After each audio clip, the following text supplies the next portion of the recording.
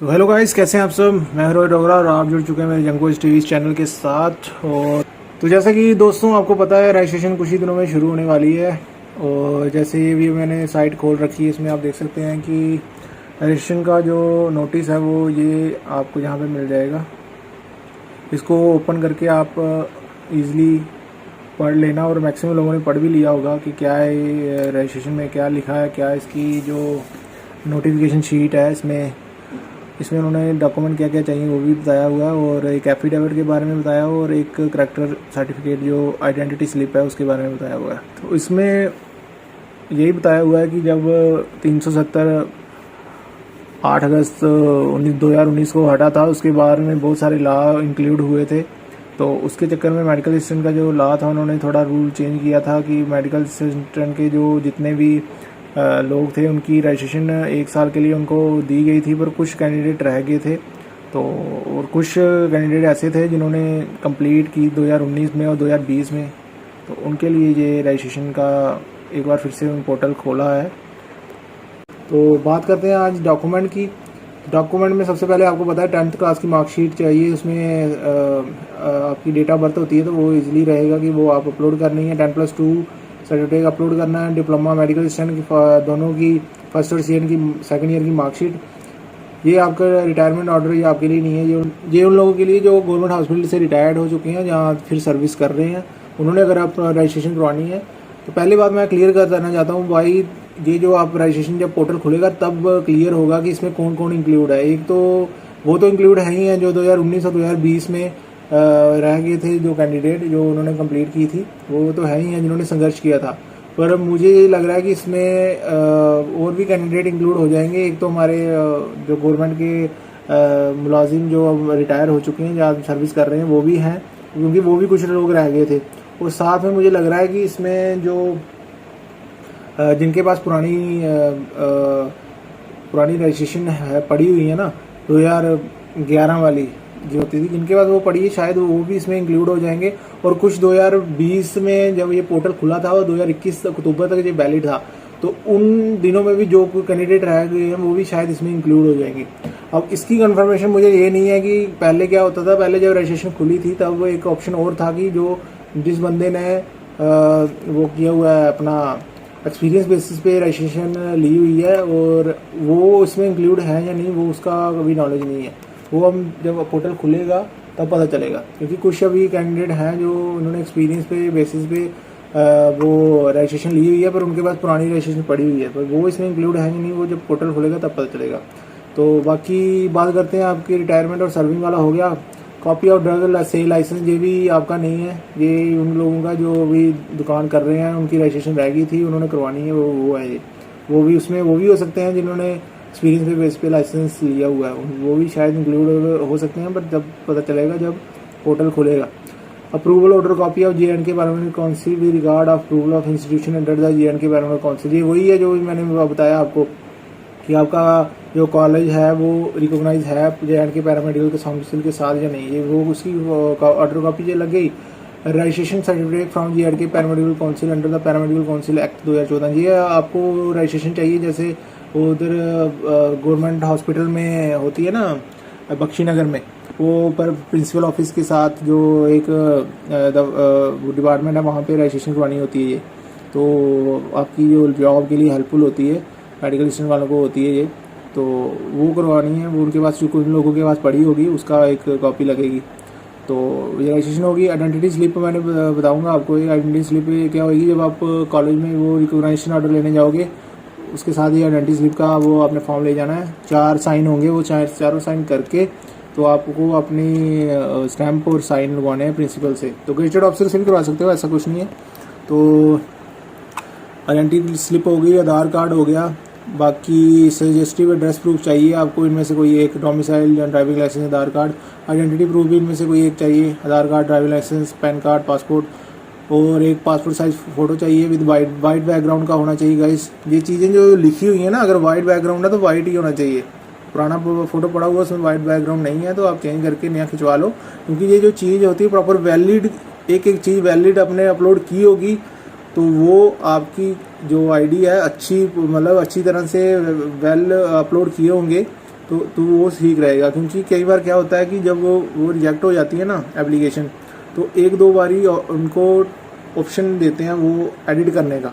अगर आप सही तरीके से नहीं करोगे, जब भी आपकी अपलोड होएगी वो प्रॉपर वेरिफिकेशन से चेक होगी, और वो चेक करने के बाद एक दो मौका देते हैं कि उनमें लिख देते हैं कि इस कैंडिडेट में की आईडी में ये डेफिशिएंसी आई है, कि इसमें हो सकता है कि आपने स्कैन गलत किया हो और प्रॉपर ब्लर आ गया हो फोटो, वो भी एक डेफिशिएंसी हो सकती है।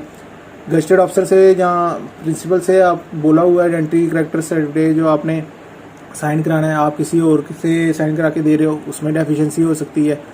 आधार कार्ड उन्होंने बोला हुआ है, आधार कार्ड प्रॉपर वे से अगर नहीं अपलोड किया हो उसकी गलती हो सकती है, कोई भी डेफिशिएंसी हो सकती है गाइस। वो आपको ईमेल में जो आईडी होगी आपकी पोर्टल में उसमें आ जाएगा। वो आपने प्रॉपर वे से हर 15 दिन के बाद, हफ्ते के बाद हमने खोल के देखना है कि कोई डेफिशिएंसी तो नहीं आई।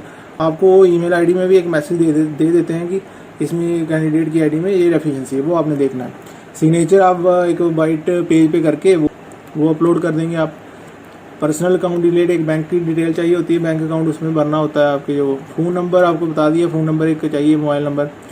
तो जैसे जैसे आपकी वेरिफिकेशन प्रॉपर वे से होती जाएगी तो उस हिसाब से आपके धीरे धीरे करके पोर्टल में ही आपकी जो इलेक्ट्रॉनिक शीट है जो आपकी रजिस्ट्रेशन है वो तैयार हो जाएगी, और आपको डाउनलोड के लिए ऑप्शन आ जाएगा। इसमें किसी को 1 महीना भी लग सकता है, किसी को 2 महीने भी लग सकते हैं, 3 महीने भी लग सकते हैं। वो क्यों? क्योंकि प्रॉपर वे से अगर आप डॉक्यूमेंटेशन और प्रॉपर वे से स्कैन करके अगर आप अपलोड करोगे, वैसे तो अगर आप घर में बैठ के जहाँ साइबर कैफ़े से जहाँ फ़ोन से भी अपलोड कर रहे हो तो आप ध्यान से अपलोड करेंगे तो अच्छा रहेगा, क्योंकि प्रॉपर डॉक्यूमेंट आपने स्कैन करके लगाने हैं। एफिडेविट हो गया, आपकी आइडेंटिटी स्लिप होगी, जो चीज़ उन्होंने बोला हुआ है कि फर्स्ट क्लास मजिस्ट्रेट का जो चीज़ उन्होंने बोली हुई है कि फर्स्ट क्लास मजिस्ट्रेट का एफिडेविट पे साइन चाहिए, आइडेंटिटी स्लिप पे गजेटेड ऑफिसर या प्रिंसिपल का साइन चाहिए, वो प्रॉपर वे से होना चाहिए। तो आपको जो है रजिस्ट्रेशन जल्दी रिसीव करने में आसानी होगी। और दूसरा ये है कि इन्होंने एक चीज़ और मांगी हुई है, जैसे एफिडेविट में आपने एक लाइन पढ़ी होगी ना नीचे, the candidate are instructed to upload the complete original affidavit along with the J&K paramedical council recognition order copy.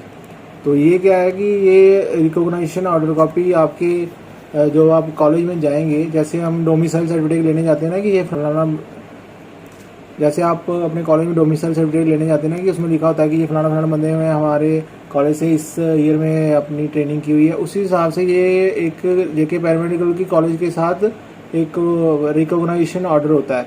जैसे होता है ना कि ये फलाना किसी से रिकॉग्नाइज्ड है, ऐसे ही एक रिकॉग्निशन ऑर्डर आपने वहाँ से लेना है और ये भी उसके पोर्टल में अपलोड करना है।